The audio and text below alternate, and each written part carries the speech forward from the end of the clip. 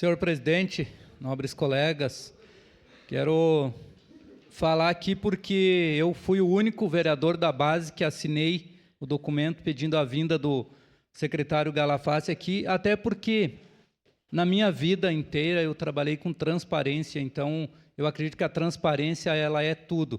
E não vejo problema nenhum de um secretário vir aqui trazer as informações, porque isso vai acabar com essa conversa todos os dias aqui sobre recurso, acredito eu, que é muito importante a vinda dele. Eu solicitei a vinda dele aqui também.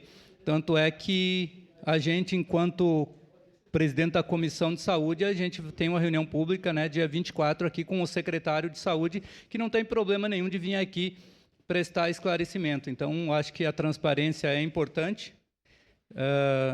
Acredito muito nesse governo, Zé.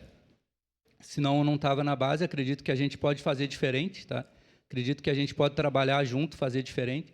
Então, não tenho dúvida de que o Galafassi vai vir aqui, vai entregar as informações que a gente precisa. E quando se fala de habitação precisa de recursos, sim. Eu passei por lá, enquanto secretário, a gente precisa de recursos, sim, até porque as regularizações são feitas no urbanismo e quem remove as famílias é a habitação. Então, como que vai remover as famílias, como que vai ter regularização se não tem recurso? Então, é muito importante isso. Então, a minha parte era isso, presidente, e agradeço. O vereador Jack, em declaração de voto, o vereador D'Ambros.